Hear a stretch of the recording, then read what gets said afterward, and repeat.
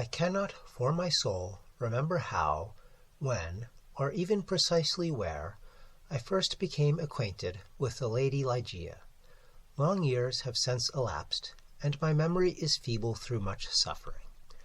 Or perhaps I cannot now bring these points to mind, because, in truth, the character of my beloved, her rare learning, her singular yet placid cast of beauty, and the thrilling and enthralling eloquence of her low musical language, made their way into my heart by paces so steadily and stealthily progressive that they have been unnoticed and unknown. Yet I believe that I met her first and most frequently in some large old decaying city near the Rhine.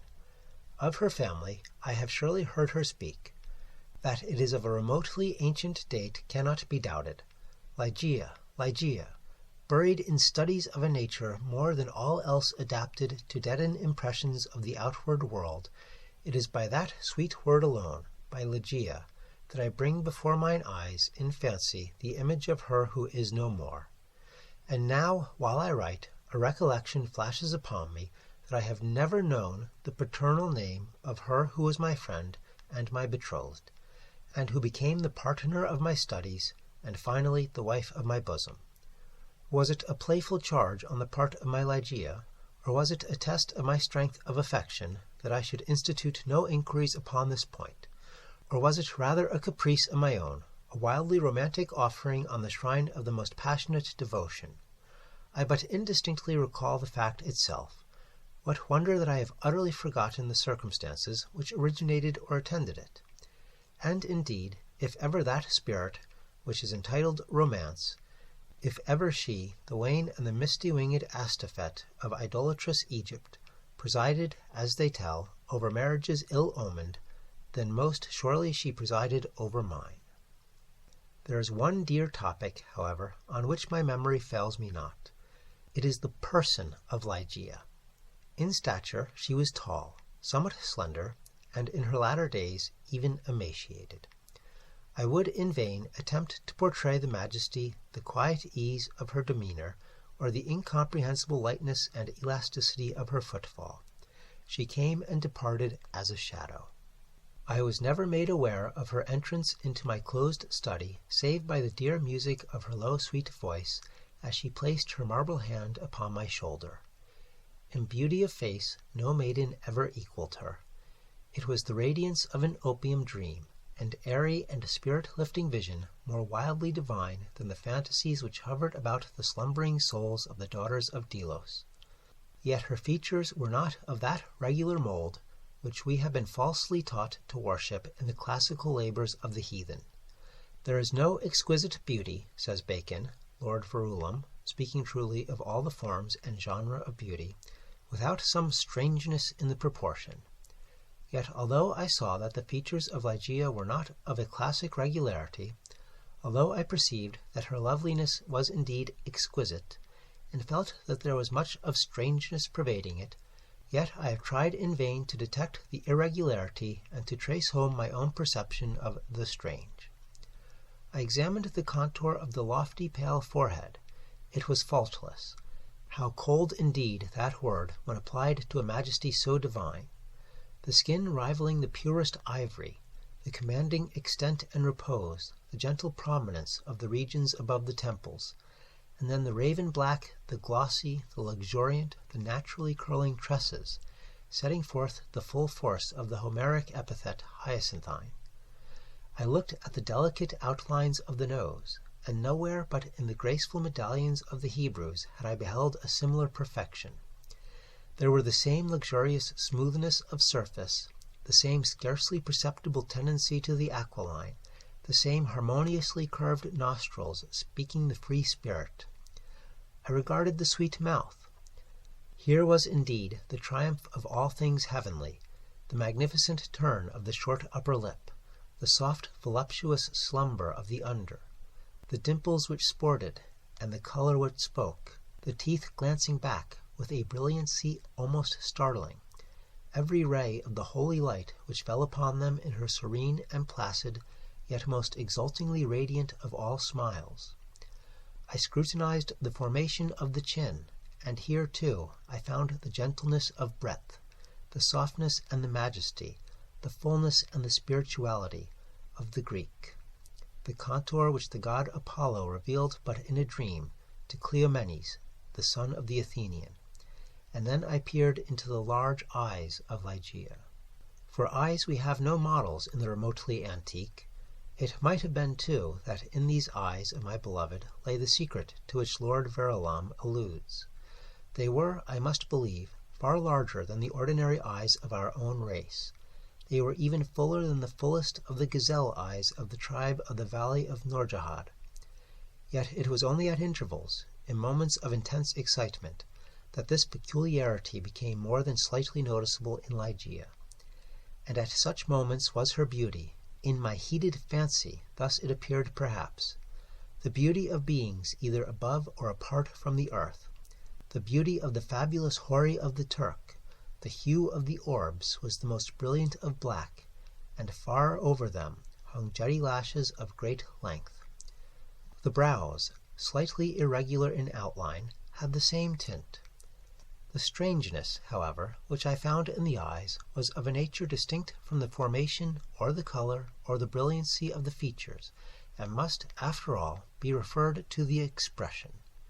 Ah, word of no meaning, behind whose vast latitude of mere sound we entrench our ignorance of so much of the spiritual, the expression of the eyes of Ligeia. How for long hours have I pondered upon it! How have I, through the whole of a midsummer night, struggled to fathom it? What was it, that something more profound than the well of Democritus, which lay far within the pupils of my beloved? What was it? I was possessed with a passion to discover. Those eyes, those large, those shining, those divine orbs. They became to me twin stars of Leda, and I to them devoutest of astrologers. There is no point among the many incomprehensible anomalies of the science of mind more thrillingly exciting than the fact, never, I believe, noticed in the schools, that in our endeavors to recall to memory something long forgotten, we often find ourselves upon the very verge of remembrance without being able, in the end, to remember. And thus how frequently, in my intense scrutiny of Ligeia's eyes, I have felt approaching the full knowledge of their expression, felt it approaching, yet not quite be mine, and so at length entirely depart. And, strange, O strangest mystery of all, I found in the commonest objects of the universe a circle of analogies to that expression. I mean to say that, subsequently to the period when Ligeia's beauty passed into my spirit, there dwelling as in a shrine, I derived from many existences in the material world a sentiment such as I felt always aroused within me by her large and luminous orbs. Yet not the more could I define that sentiment, or analyze, or even steadily view it. I recognized it, let me repeat, sometimes in the survey of a rapidly growing vine, in the contemplation of a moth, a butterfly, a chrysalis, a stream of running water. I have felt it in the ocean, in the falling of a meteor. I have felt it in the glances of unusually aged people, and there are one or two stars in heaven, one especially, a star of the 6th magnitude, double and changeable, to be found near the large star in Lyra, in a telescopic scrutiny of which I have been made aware of the feeling. I have been filled with it by certain sounds from stringed instruments, and not unfrequently by passages from books. Among innumerable other instances, I well remember something in the volume of Joseph Glanvill, which, perhaps merely from its quaintness, who shall say, never failed to inspire me with the sentiment. And the will therein lieth, which dieth not. Who knoweth the mysteries of the will with its vigor? For God is but a great will pervading all things by nature of its intentness. Man doth not yield him to the angels, nor unto death utterly, save only through the weakest of his feeble will. Length of years and subsequent reflection have enabled me to trace, indeed, some remote connection between this passage in the English moralist and a portion of the character of Ligeia.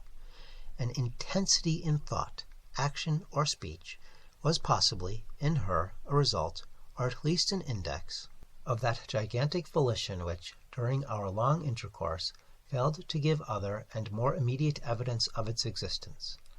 Of all the women whom I have ever known, she, the outwardly calm, the ever-placid Ligeia, was the most violently to prey to the tumultuous vultures of stern passion. And of such passion I could form no estimate, save by the miraculous expansion of those eyes, which at once so delighted and appalled me, by the almost magical melody, modulation, distinctness, and placidity of her very low voice, and by the fierce energy, rendered doubly effective by contrast with her manner of utterance, of the wild words which she habitually uttered. I have spoken of the learning of Ligeia.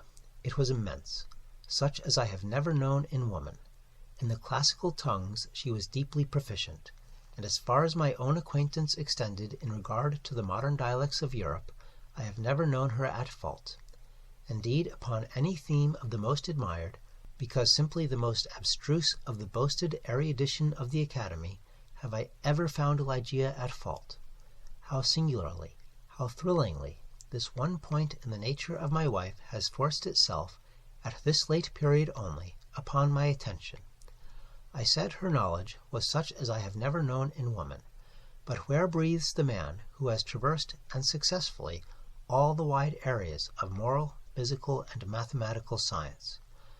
I saw not then what I now clearly perceive, that the acquisitions of Ligeia were gigantic, were astounding, yet I was sufficiently aware of her infinite supremacy to resign myself, with a childlike confidence, to her guidance through the chaotic world of metaphysical investigation, at which I was most busily occupied during the earlier years of our marriage. With how vast a triumph, with how vivid a delight, with how much of all that is ethereal in hope, did I feel, as she bent over me in studies but little sought, but less known, that delicious vista by slow degrees expanding before me, down whose long, gorgeous, and all untrodden path I might at length pass onward to the goal of a wisdom too divinely precious not to be forbidden. How poignant, then, must have been the grief with which, after some years, I beheld my well-grounded expectations take wing to themselves and fly away! Without Ligeia I was but as a child groping benighted. Her presence, her readings alone, rendered vividly luminous the many mysteries of the transcendentalism in which we were immersed. Wanting the radiant lustre of her eyes, letters, lament and golden, grew duller than Saturnian lead, and now those eyes shone less and less frequently upon the pages over which I pored. Ligeia grew ill. The wild eyes blazed with a too glorious effulgence. The pale fingers became of the transparent waxen hue of the grave, and the blue veins upon the lofty forehead swelled and sank impetuously with the tides of the most gentle emotion. I saw that she must die, and I struggled desperately in spirit with the grim Azrael. And the struggles of the passionate wife were, to my astonishment, even more energetic than my own. There had been much in her stern nature to impress me with the belief that, to her, death would have come without its terrors, but not so. Words are impotent to convey any just idea of the fierceness of resistance with which she wrestled with the shadow. I groaned in anguish at the pitiable spectacle. I would have soothed, I would have reasoned, but in the intensity of her wild desire for life, but for life, solace and reason were alike the uttermost of folly. Yet not until the last instance, amid the most convulsive writhings of her fierce spirit, was shaken the external placidity of her demeanor. Her voice grew more gentle, grew more low, yet I would not wish to dwell upon the wild meaning of the quietly uttered words. My brain reeled as I hearkened entrance, to a melody more than mortal, to assumptions and aspirations which mortality had never before known. That she loved me I should not have doubted, and I might have been easily aware that, in a bosom such as hers, love would have reigned no ordinary passion, but in death only was I fully impressed with the strength of her affection. For long hours, detaining my hand, would she pour out before me the overflowing of a heart whose more than passionate devotion amounted to idolatry. How had I deserved to be so blessed by such confessions?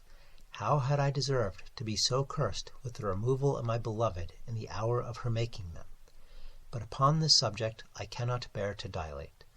Let me say only that in Ligeia's more than womanly abandonment to a love, alas, all unmerited, all unworthily bestowed, I at length recognized the principle of her longing with so wildly earnest a desire for the life which was now fleeing so rapidly away. It is this wild longing, it is this eager vehemence of desire for life, but for life, that I have no power to portray, no utterance capable of expressing. At high noon of the night in which she departed, beckoning me, peremptorily, to her side, she bade me repeat certain verses composed by herself not many days before. I obeyed her. They were these: Lo, 'tis a gala night, within the lonesome latter years, an angel throng, bewinged, bedight, in veils and drowned in tears, sit in a theatre to see a play of hopes and fears, while the orchestra breathes fitfully the music of the spheres.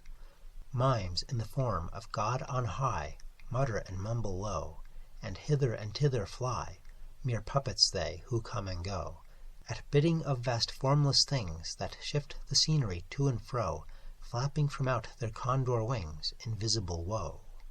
That motley drama, oh be sure it shall not be forgot, with its phantom chased for evermore by a crowd that sees it not, through a circle that ever returneth into the self-same spot, and much of madness and more of sin and horror the soul of the plot. But see, amid the mimic rout, a crawling shape intrude, a blood-red thing that writhes from out the scenic solitude. It writhes with mortal pangs, the mimes become its food, and the seraphs sob at vermin fangs, in human gore imbued.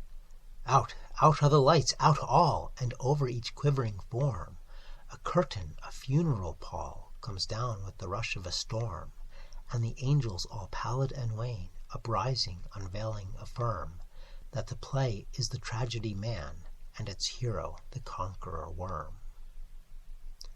"O God!" half-shrieked Ligeia, leaping to her feet and extending her arms aloft with a spasmodic movement, as I made an end of these lines. "O God! O divine Father! Shall these things be undeviatingly so? Shall this conqueror be not once conquered? Are we not part and parcel in thee? Who knoweth the mysteries of the will with its vigor?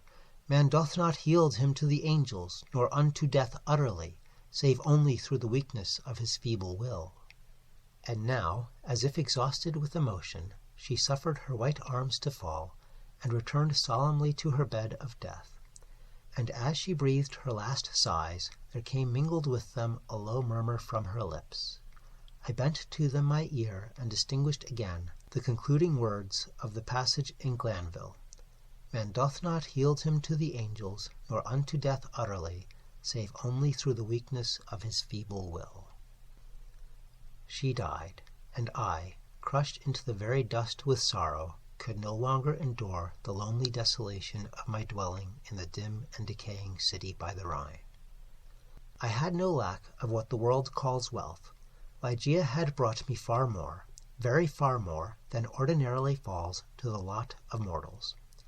After a few months, therefore, of weary and aimless wandering, I purchased, and put in some repair, an abbey which I shall not name, in one of the wildest and least frequented portions of fair England. The gloomy and dreary grandeur of the building, the almost savage aspect of the domain, the many melancholy and time-honored memories connected with both, had much in unison with the feeling of utter abandonment which had driven me into that remote and unsocial region of the country. Yet although the external abbey, with its verdant decay hanging about it, suffered but little alteration, I gave way, with a childlike perversity, and perchance with a faint hope of alleviating my sorrows, to a display of more than regal magnificence within. For such follies, even in childhood, I had imbibed a taste, and now they came back to me as if in the dotage of grief. Alas, I feel how much even of incipient madness might have been discovered in the gorgeous and fantastic draperies, in the solemn carvings of Egypt, in the wild cornices and furniture, in the bedlam patterns of the carpet of tufted gold. I had become a bounden slave in the trammels of opium, and my labors and my orders had taken a coloring from my dreams. But these absurdities I must not pause to detail.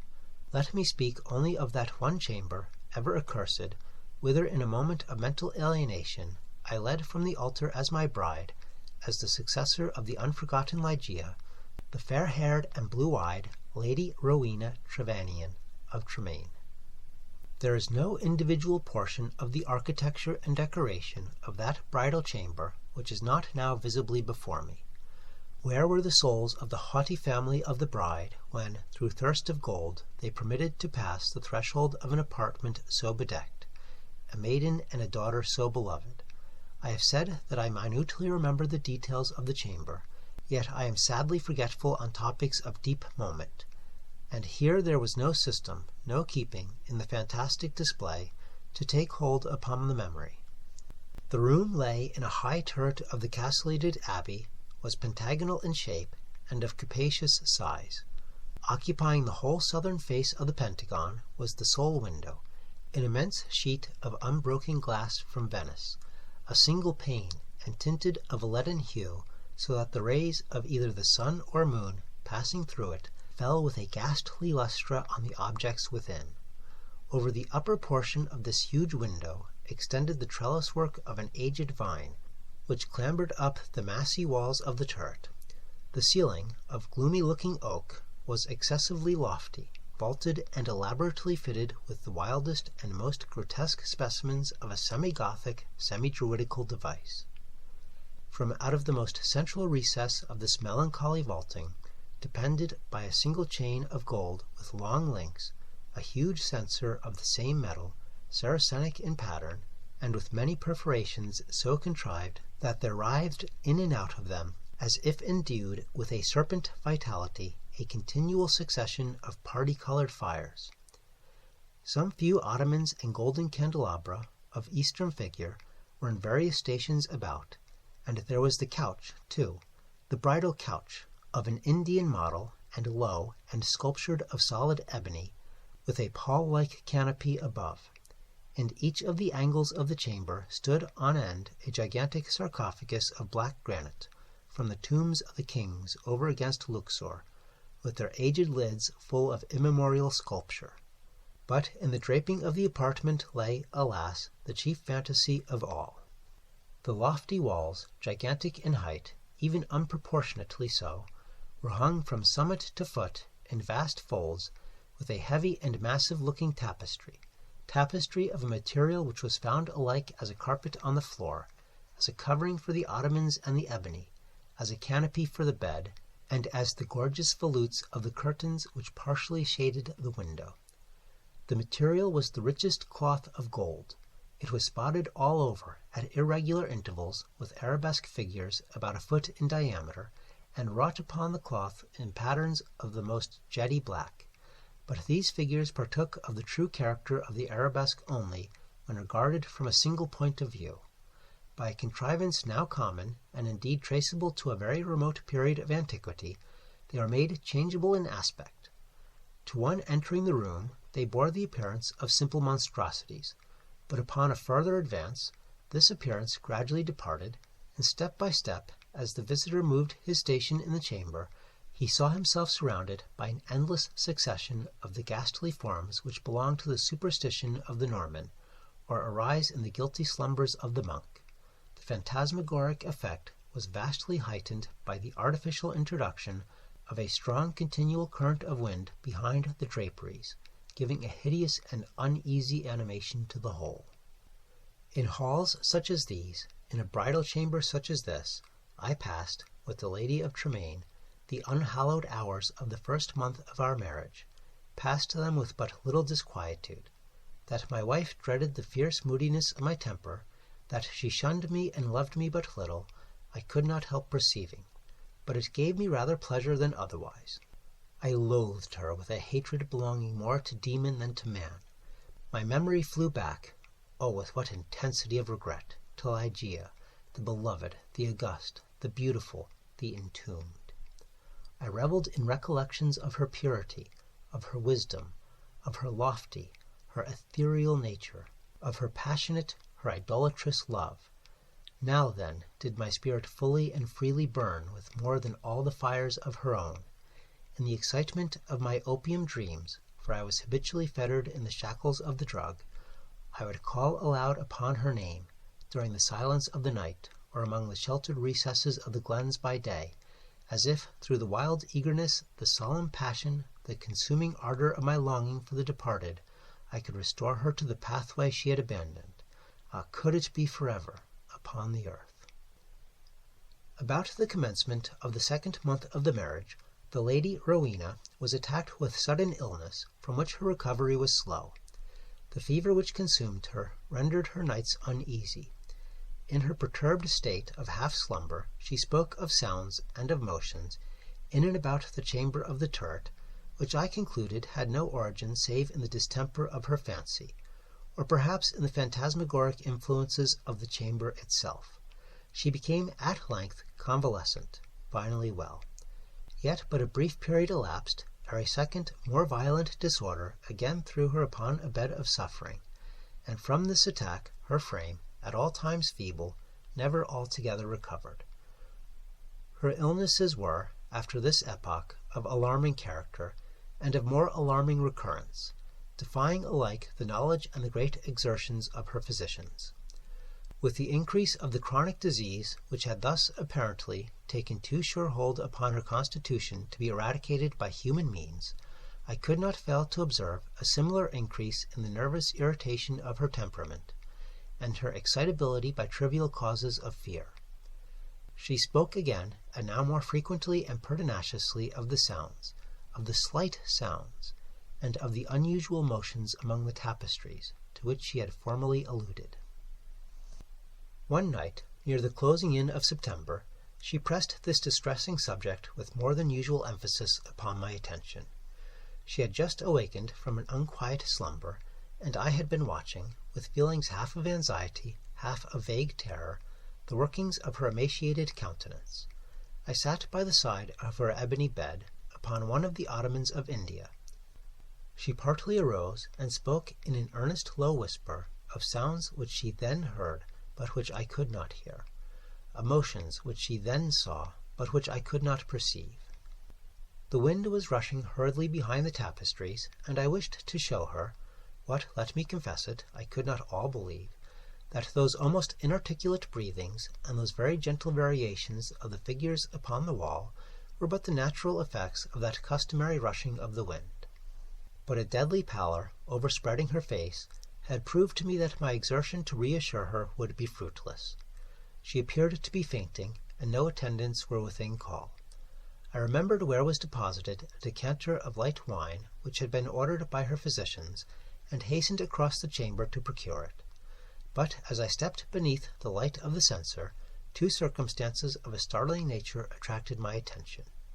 I had felt that some palpable, although invisible object, had passed lightly by my person, and I saw that there lay upon the golden carpet, in the very middle of the rich lustre thrown from the censer, a shadow, a faint, indefinite shadow of angelic aspect, such as might be fancied for the shadow of a shade. But I was wild with the excitement of an immoderate dose of opium, and heeded these things but little, nor spoke of them to Rowena. Having found the wine, I recrossed the chamber, and poured out a gobletful, which I held to the lips of the fainting lady. She had now partially recovered, however, and took the vessel herself, while I sank upon an ottoman near me, with my eyes fastened upon her person. It was then that I became distinctly aware of a gentle footfall upon the carpet, and near the couch, and in a second thereafter, as Rowena was in the act of raising the wine to her lips, I saw, or may have dreamed that I saw, fall within the goblet, as if from some invisible spring in the atmosphere of the room, 3 or 4 large drops of a brilliant and ruby-colored fluid. If this I saw, not so Rowena. She swallowed the wine unhesitatingly, and I forbore her to speak of a circumstance which must, after all, I considered, have been but the suggestion of a vivid imagination, rendered morbidly active by the terror of the lady, by the opium, and by the hour. Yet I cannot conceal it from my own perception that, immediately subsequent to the fall of the ruby drops, a rapid change for the worse took place in the disorder of my wife, so that on the third subsequent night the hands of her menials prepared her for the tomb, and on the fourth I sat alone with her shrouded body in that fantastic chamber which had received her as my bride. Wild visions, opium engendered, flitted shadow-like before me. I gazed with unquiet eye upon the sarcophagi in the angles of the room, upon the varving figures of the drapery, and upon the writhing of the party-coloured fires in the censer overhead. My eyes then fell, as I called to mind the circumstances of a former night, to the spot beneath the glare of the censer where I had seen the faint traces of the shadow. It was there, however, no longer, and breathing with greater freedom, I turned my glances to the pallid and rigid figure upon the bed. Then rushed upon me 1,000 memories of Ligeia, and then came back upon my heart with the turbulent violence of a flood the whole of that unutterable woe with which I had regarded her thus enshrouded. The night waned, and still with a bosom full of bitter thoughts of the one only and supremely beloved, I remained gazing upon the body of Rowena. It might have been midnight, or perhaps earlier, or later, for I had taken no note of the time, when a sob, low, gentle, but very distinct, startled me from my reverie. I felt that it came from the bed of ebony, the bed of death. I listened in an agony of superstitious terror, but there was no repetition of the sound. I strained my vision to detect any motion in the corpse, but there was not the slightest perceptible. Yet I could not have been deceived. I had heard the noise, however faint, and my soul was awakened within me. I resolutely and perseveringly kept my attention riveted upon the body. Many minutes elapsed before any circumstance occurred tending to throw light upon the mystery. At length it became evident that a slight, a very feeble, and a barely noticeable tinge of colour had flushed up within the cheeks, and along the sunken small veins of the eyelids. Through a species of unutterable horror and awe, for which the language of mortality has no sufficiently energetic expression, I felt my heart cease to beat, my limbs grow rigid where I sat. Yet a sense of duty finally operated to restore my self-possession. I could no longer doubt that we had been precipitate in our preparations, that Rowena still lived. It was necessary that some immediate exertion be made, yet the turret was altogether apart from the portion of the abbey tenanted by the servants. There were none within call. I had no means of summoning them to my aid without leaving the room for many minutes, and this I could not venture to do. I therefore struggled alone in my endeavours to call back the spirit still hovering.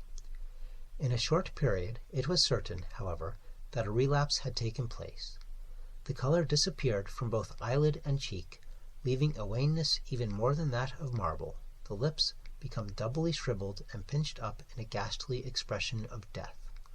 A repulsive clamminess and coldness overspread rapidly the surface of the body, and all the usual rigorous stiffness immediately supervened. I fell back with a shudder upon the couch from which I had been so startlingly aroused, and again gave myself up to passionate waking visions of Ligeia.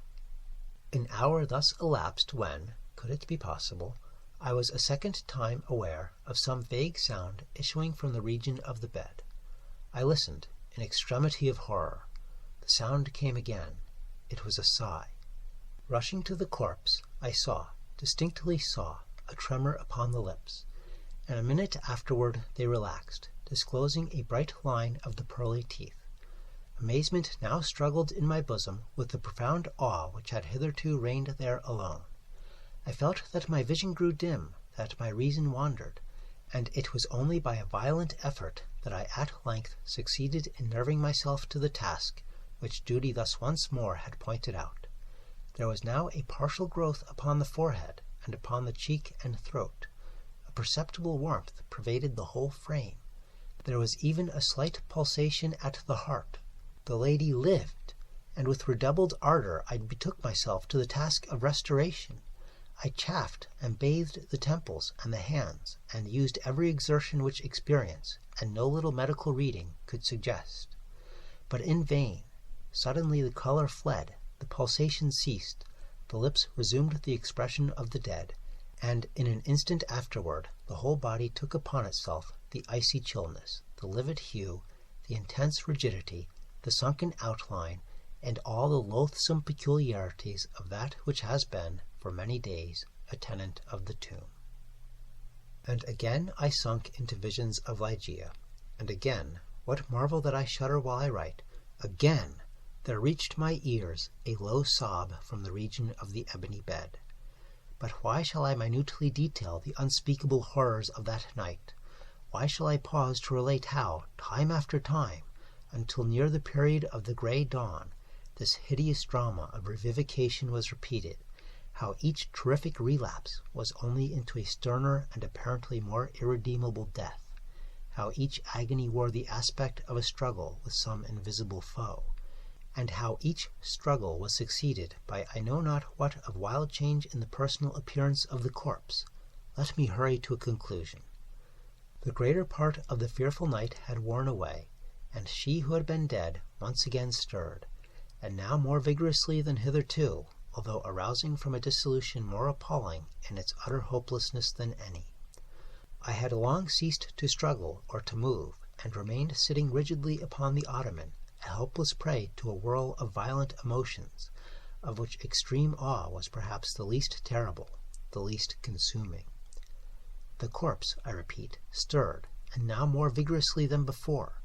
The hues of life flushed up with unwonted energy into the countenance, the limbs relaxed, and save that the eyelids were yet pressed heavily together, and that the bandages and draperies of the grave still imparted their charnel character to the figure, I might have dreamed that Rowena had indeed shaken off, utterly, the fetters of death. But if this idea was not, even then, altogether adopted, I could at least doubt no longer, when arising from the bed, tottering, with feeble steps and closed eyes, and with the manner of one bewildered in a dream, the thing that was enshrouded advanced boldly and palpably into the middle of the apartment. I trembled not, I stirred not, for a crowd of unutterable fancies connected with the air, the stature, the demeanor of the figure, rushing hurriedly through my brain, had paralyzed, had chilled me into stone. I stirred not, but gazed upon the apparition.